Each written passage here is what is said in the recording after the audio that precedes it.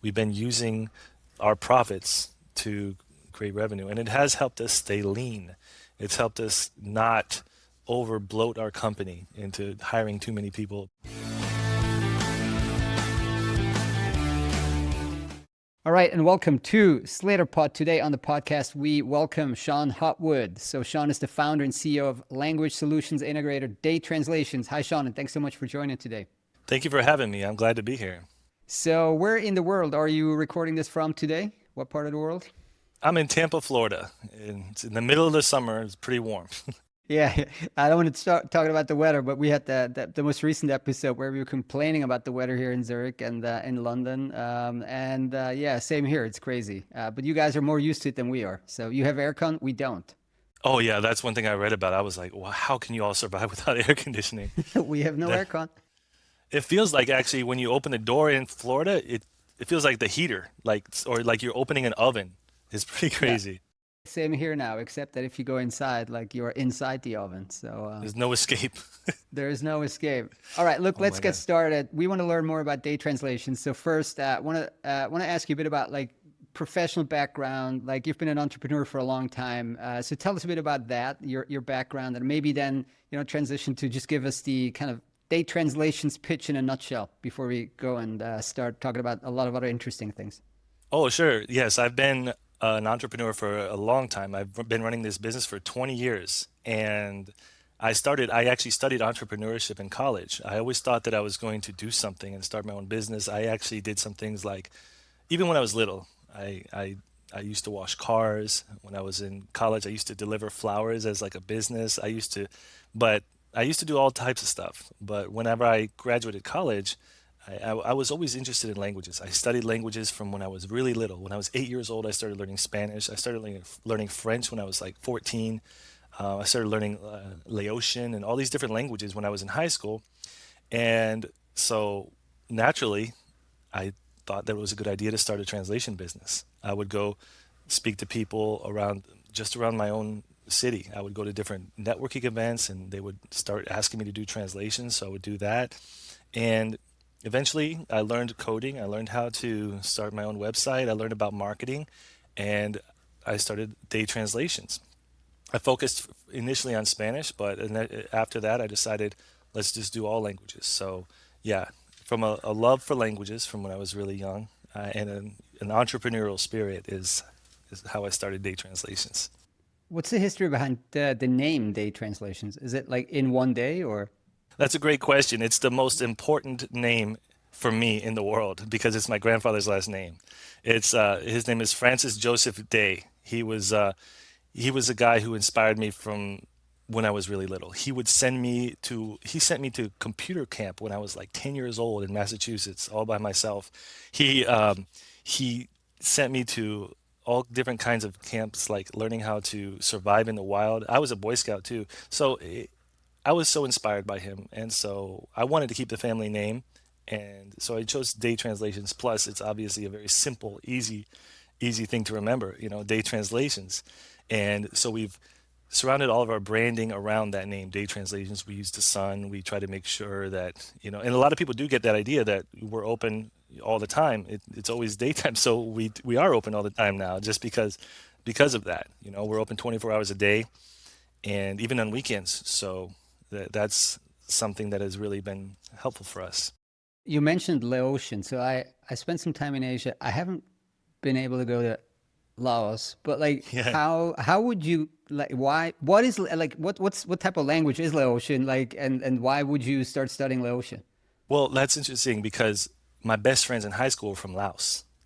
So that's one of the reasons. But I just take any opportunity to learn a language. If I'm around someone from Bangladesh, I'm gonna start wanting to learn, Bengali or Bangladeshi language. I want to learn. Any opportunity I get to learn a language, I'm gonna learn it. So the people that were surrounding me when I was in high school, I had a very diverse set of friends, but a lot of them were from Laos, and I would go to their family's house. They would cook for me. The parents would always speak to me in Laotian, and I got okay at it. I could have basic conversations, but the writing, I never really got that. The writing like Khmer, Laotian, Cambodian, Thai, all those scripts are pretty difficult. But one day I will. When I get the time, I'll learn those. What part of the day translations volume mix is Laotian? Like 0.01%? Probably, yeah, 0.01%. We get those, but we'll do all the rare ones. We even get like uh, Hakachin, which is like, I believe a language in Myanmar. So we get that and we'll do it. So a lot of people come to us for those things because, we like they know I'm passionate about languages. I'm not going to reject anything. So yeah, we do. But we do Laotian for sure, and especially for immigration. So that's something we always do. Was it a curse or a blessing to speak multiple languages when you went into the translation business? Because sometimes, like the passion for language, kind of gets in the way of the business of language, maybe. Definitely, that's a great question because there's some people I know who are linguists and they just keep their company like medium sized and they just stay within their niche and stuff like that. Luckily, I do have a background in business. I have a master's in business administration, but it has been just like you said, it's been a blessing and a curse. Like I love languages, but little by little, I've learned the corporate side of things. You have these big companies that come in and they have, finance teams. They have venture capital and stuff like that. That's something I wasn't really familiar with. So I've kind of just grown my company little by little from from the revenue that we make from clients. So, but little by little, I have learned. We've actually hired a business analyst to work at our company and a strategist who knows these things, and she has helped bring our company to the next level. She's helped us turn into more of a corporate company. When we having things like KPIs, employee reviews, standards, getting a ISO certification. We became a official government contractor last year. We do HIPAA training every 3 months for all of our employees. So these are things that are like really corporate that I had to learn. And but when you talk about languages, I can talk about forever. When you talk about the corporate side, it's been a little bit more challenging for me, but I've definitely evolved. So how has the customer mix evolved from the early days since you said on the kind of corporate strategy and company side, you've, staffed up and you have people now running some of these aspects. But on the customer side, like from the kind of individual requests maybe early on to now like enterprise language solutions, corporate accounts. It's crazy, and I have some people who've been in my company for actually 19 years, so they've seen the evolution, and I like to keep people there so we can actually share that journey together. But yeah, I started off. My first translation was for a church. It was for this church from the Bahamian Synod of Tampa. It was some pamphlets for the church. It was just like 500 words. I did it myself, and then we did some love letters. I haven't heard love letters yet. I've had all kinds of others, all kind of others, kind of early translations. Love letters? No. Yeah, there was this couple. One was from England, and the man was from Ecuador, and they were writing back to each other these love letters for like years. And eventually, they met up, and they took a picture of each other together, and they sent it to us. And it was like every Nice. translation we did was like maybe like a $5 translation or something like that, and we just kept doing them. And eventually, like the reward that I felt is like we saw them together. It was really nice. They took a picture. And then we had to just, like I told you, I got that strategist at our company. We went more into the corporate. We kept doing, all these translations, these bigger translations. We got requests from franchises. We got legal requests. And luckily, I was actually a legal translator at a law firm. So I was really familiar with the certification process for court and everything like that. So that became another one of our big niches, doing certified translations for court. And I was also a medical interpreter and a trainer at this very prestigious hospital in Tampa called Moffitt Cancer Center. And so I knew the medical side and I knew the legal side. And interestingly enough, those were like our two biggest fields. So we started growing in that, and then I realized we have to get certified. These companies like certifications. They like compliance. So we started getting all of our important compliances, like ISO certification. We're getting SOC2 certification next week. So yeah.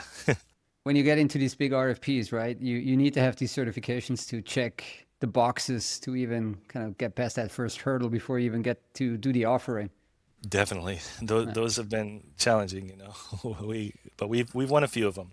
Why don't we talk a bit about like automation and AI? Like 10 years ago, NMT, neural machine translation was the big disruption kind of around the time when Slater started. So today it's of course all AI. Like you've been through the first wave of disruption, the second one now. Like what's the same, what's different from your vantage point? Well, evolving is fun. Evolving with the industry is fun. The first wave, NMT, was interesting because even before I started the company, I used this software that you might be familiar with, Sistran or Sistran Yep, Soft.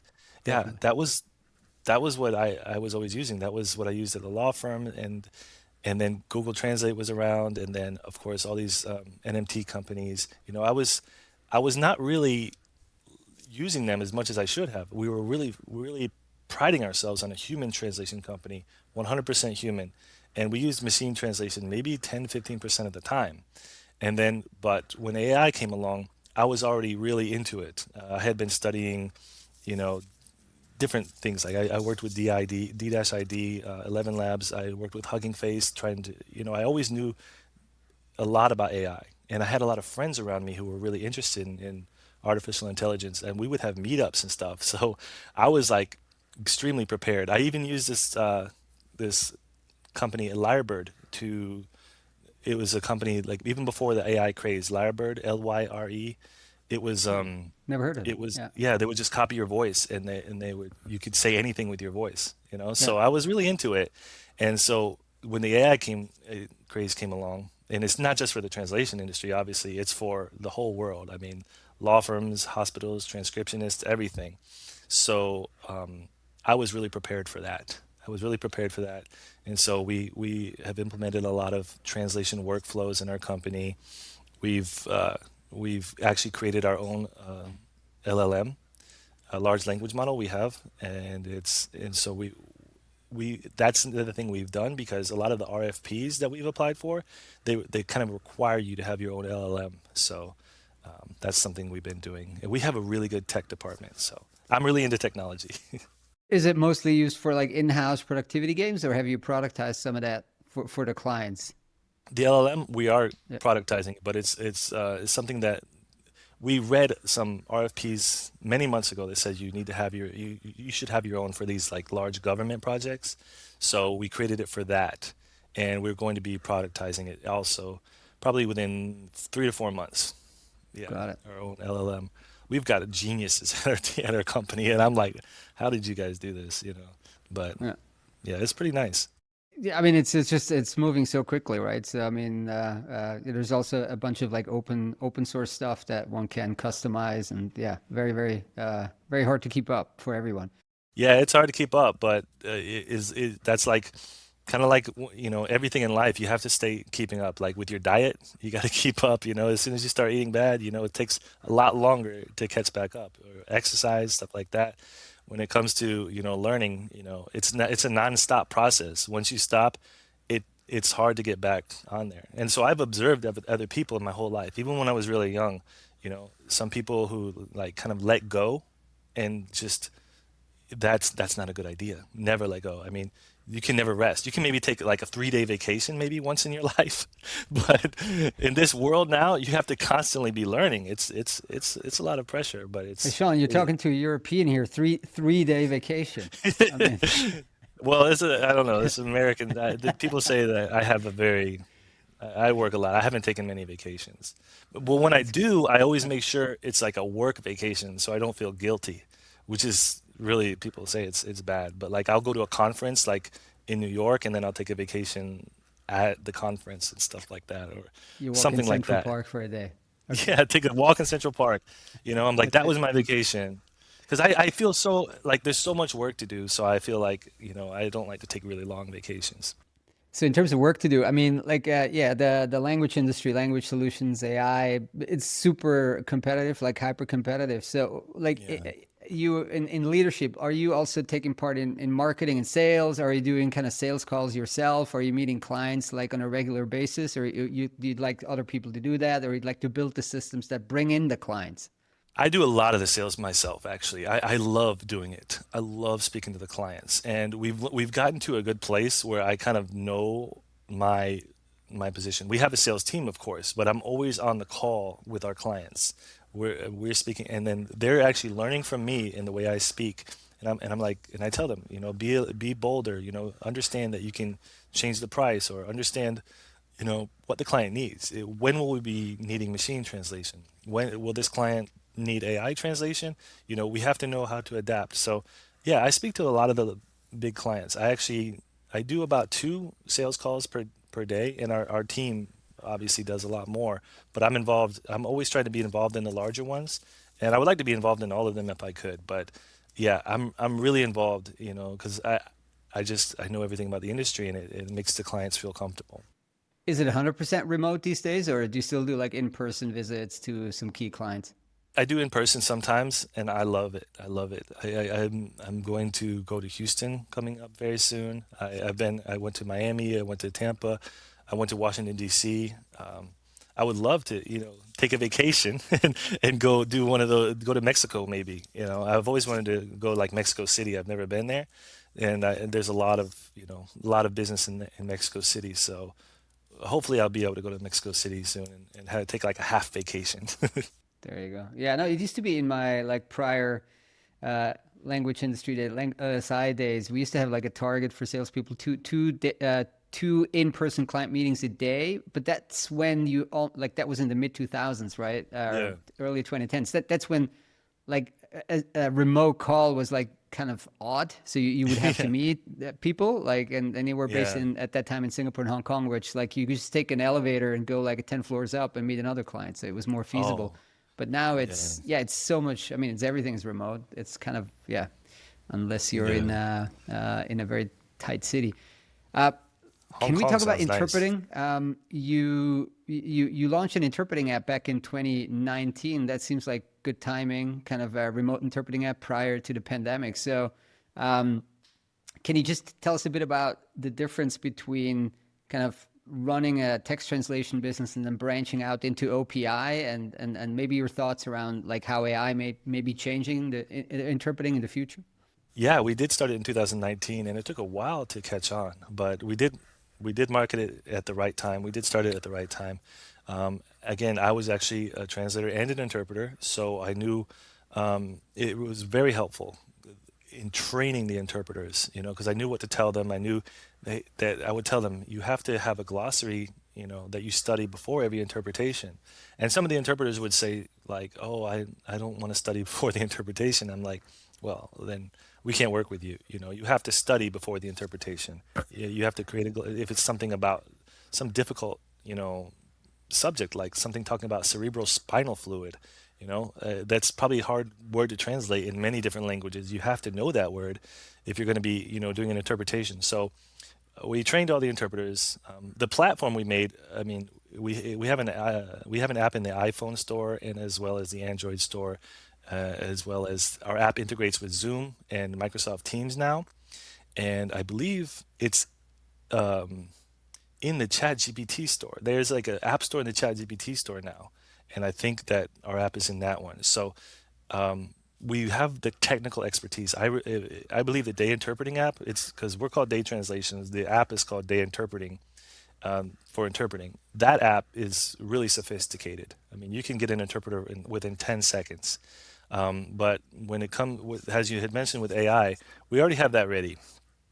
So, if it becomes compliant, or if uh, the hospitals ever require, if there's a client who requires AI interpreting, which I don't think they're really comfortable with right now, but if they do, then we have that as an option too. And there's actually a button you can do interpretation, and then if AI interpretation, and then you can click a button to actually speak to a human with when you're actually on the call.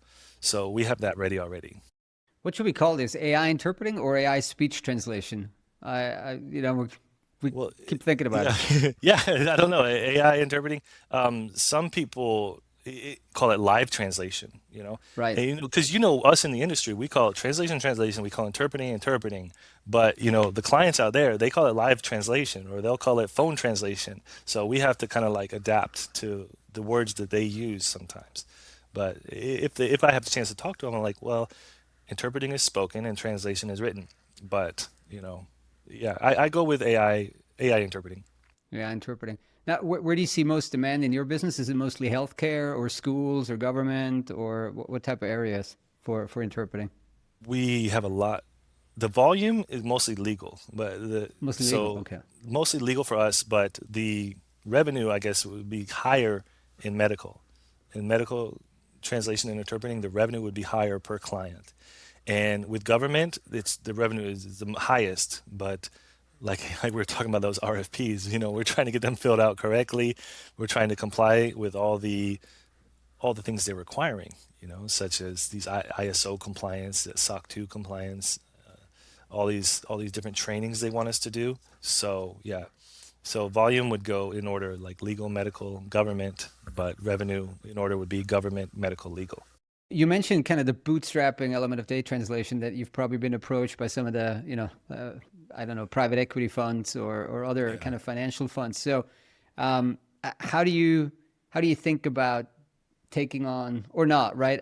Outside funding, working with one of these funds, or and how was it over the years to kind of finance, the development of the company just from internal resources and not, I mean, I'm sure there was temptation of taking on like an outside investment, maybe like in the 2021, 2022 days when Yeah. like, the investors would just look at any business that turned a profit and wanted to invest. Yeah, I got a lot of emails like that. I got a lot of messages on LinkedIn about those things, private investment, but I never really entertained those ideas. I would, I mean, if they were the right partner and they really knew how to help our business grow into, something we really wanted, because I would grow into further than translation. I would grow into staffing, BPO services, medical transcription, all those things. But we haven't I haven't had the right person actually contact us about that. With the bootstrapping, it's interesting because it's just like it sounds, like you make money and then you use that money to grow to the next level, and then you save up money and then you use that to go to the next level. And that's what we've constantly been doing, We've been using our profits to create revenue, and it has helped us stay lean. It's helped us not over bloat our company into hiring too many people because we always have to stay within a certain budget. In translation, generally, at least in the earlier days, like it was relatively easy to like scale up and scale down. If if there's some cyclicality to the business, it doesn't have a ton of overhead, I guess is what I'm saying. Yeah, because with the translators, we're only using them whenever we need them. Same thing with interpreters. And with the internal team, we try to keep them compact and lean as much as we can. But yeah, it's always important to stay within budget, and that's what we try to do. What are your thoughts around kind of general scale in the language industry? Like, we're seeing some of the large ones doing well, or at least like surviving in the current environment. Some of the very small ones kind of just being super nimble and adjusting. But like some of the mid-sized ones are really like they have achieved a certain size, but now need to be like super nimble, super fast. Like, what are your thoughts around like which size works in this industry? Well, I know some people who have these small organizations, and they do it kind of like a hobby, and they're very comfortable with it. For me personally, I think you have to constantly be growing. We have these mid-sized companies. Um, I guess it's possible just stay the same size. You don't take any risks. You're just, I don't want to really. They don't take a lot of risk, but I think actually constantly trying to grow is the best way to do things, because eventually there's going to be disruptive things like neural machine translation, AI, all these other things, and you have to be constantly learning. There could be something new. There could be, alien translations come up one day, and you have to translate for aliens. So, like, what if you're not prepared? What if you like, you have to always be prepared. So you have to always be ready to change. You have to be ready to adapt, and that's my philosophy. I know people that their their philosophy is to stay the same size. There's restaurants that are there have just been one restaurant forever and they've been owned by the same people, mom and pop restaurants, and they're happy. And they retire when they're like 70, and they're happy. But I would be the kind of person that would just be franchising the restaurants and making multiple restaurants. There have actually been franchises even in the translation business, but I don't think they really worked so far. Like I think a few people tried in the US to franchise it Yeah, out, but yeah. we've kind of tried too. We've had multiple offices, and we made manuals for those offices, but they were kind of like, you know, within still within the company. So it Yeah. was like a partially owned franchise. All right, let's move away from the business and talk about like kind of global multilingualism. Since you're a polyglot, want to Yeah. get your take on um, what's maybe we start with like just the English centricity of the world generally. Like, what are we gaining? What are we losing? Like English is not my native language, and like half the planet now speaks English as a second language. Like, what are we gaining with this that English is so dominating, and maybe what are we losing here? We're gaining a lot of internationalization. And you sound like your English is perfect, so that's pretty good. If that's not your first language, it's actually really good. But yeah, we're gaining a lot of internationalization, localization, but a little bit, I guess, a little bit of culture gets lost in that, you know. But then again, in a way, when you have a multicultural society, they actually learn each other's cultures and new cultures are created. So it can be very interesting. You have places like Europe with so many different languages, and obviously it's been a while, but when they created the European Union, they people were the travel between countries was a lot easier. So there's a lot more cultural exchange, which is interesting. But I do believe that what I do is translation. It helps preserve cultures, and I think that's nice. So yeah, I mean, I think we're gaining a lot of knowledge and understanding and tolerance of other people. And I don't know, we might be, you know, losing a little bit of traditions and culture, but I'm not sure. I'm not sure about that yet. But it's very interesting. I mean, you mentioned Europe. I think like it was just practically very difficult to. I mean, I think they're doing a good job at attempting to translate everything and make everything available in all of the languages, but I think there's just a practical limit that they hit. And so Yeah, that they have this kind of Euro English that like, so you have somebody from Croatia talking to somebody from Finland, talking to somebody from Portugal, and this like yeah, Euro English, which kind of has yeah, become almost like a new language. yeah. I think I've kind of know what you're talking about. I've been to Europe once. I went to the Netherlands and Spain, and even it was a while ago that I went to Netherlands, but there was a good amount of people who speak English in the Netherlands, and I know it's even more now. Yeah, definitely. Yeah, it's I hate to admit, but like sometimes even with somebody from the French part of Switzerland, I have to resort to English because my French is so bad. So Oh, yeah. really? Anyway, what about like language preservation? Do you think that that's an effort worth undertaking? Like, I mean, there's some examples. For example, in Europe, like in my country here in Switzerland, like there's a language called Romansh, which only about 50,000 people speak in like up in the mountains, and they've actually managed to preserve the language, and it's alive.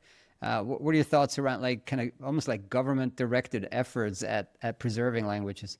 I love preserving languages. I have a organization called Day Impact, and part of that organization is preservation of languages.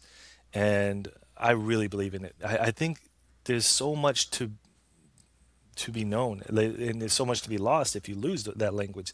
I mean, there's words that don't translate. There's concepts that don't translate. And once you lose those words, you lose that concept. You lose that. Even the whole philosophy could be around, a word. Like because French, you would say like, if in English you say I'm missing you, but in French you would say tu me manques. Like you're missing from me. It's like a total different concept. So if you lost that, you would kind of lose that idea. And I think when you lose those ideas, you kind of lose a little bit of humanity. The more, the more you keep, the better. I mean, you have, for example, a big language is Cantonese in China, and they have kind of stopped teaching Cantonese in a lot of. Well, you lived in Hong Kong, I believe, right? They've Yeah. stopped teaching Cantonese, I believe, in a lot of the high schools in the schools in Hong Kong, which is a shame. I think Cantonese is such a beautiful language. I mean, the whole music industry used to be in Hong Kong. All the most beautiful songs came from Hong Kong, and now you just want to erase that. I, I don't agree with that. I think, yeah. So I'm 100% on the side of preserving languages. Yeah, I can't imagine a Hong Kong without Cantonese, but I guess Yeah, there's some efforts on the way. I need to go back there. I think there yeah, was this interesting episode now in actually Singapore. There was in Singapore they have these Chinese, I guess they call them dialects, but actually they're more kind of like languages, like Hakka, Teochew, Hokkien, and these. And I yeah. think there was a drama now that was like a kind of a movie from I think from mainland China that was in Teochew. I might be wrong, but I think it was in Teochew. And then a lot of the people in Singapore were just extremely touched by watching this in their kind of like really native language, which was Teochew. So yeah, Yeah. Google it. It's an I don't interesting know that story. I language. think it just came out like a few days ago. So I'm definitely gonna Google that because I've never even heard that language, Teochew. So Teochew, yeah, yeah, it's Southern Chinese. I mean, they call it a dialect, but it's so. I yeah. guess if you speak Mandarin, I'm not sure if you kind of understand Teochew. It's hard. Okay, I'll check that out. I do speak Mandarin. I should, but I don't. No Okay. longer. I need to go back to mainland China at some point, or maybe Taiwan or something. Yeah. All right. So what's on the roadmap for you guys for the second half of 2026 and maybe looking into 2027 already? The really important thing is what I was said is our interpreting app. I love it. I love what we do. It's in the it's such a robust app. I just want to keep adding features to it. We add the AI interpretation, we added the Zoom integration, we added conference calling on it. I mean, we just keep adding stuff to it, and it's great. We it might even be able to do other things in the future. But we have AI summaries on the phone calls. We have we want to make sure that all the interpreters are really good too. Make sure like zero dropped calls. Make sure we can connect within 10 seconds. I actually go for 8 seconds, but we want to be able to connect to an interpreter within 10 seconds. We want to continue to do the government contracting. We want to continue to position ourselves as a B2B company. That's really important to us. Our B2B clients are really important to us. We want to continue getting all the compliances and all the things that we need in order to be considered and be amenable and adaptable for and agreeable for all these large companies. We want big companies like Microsoft and them. We want them to be comfortable working with us. So that's the things we're working on is growing our interpretation app and positioning ourselves more as a B2B company, offering more human services and more AI services, and just giving the clients whatever they need. All right. Well, Sean, it was a great pleasure talking to you. Thank you so much for taking the time today. All right, thank you for having me. I was happy to be here.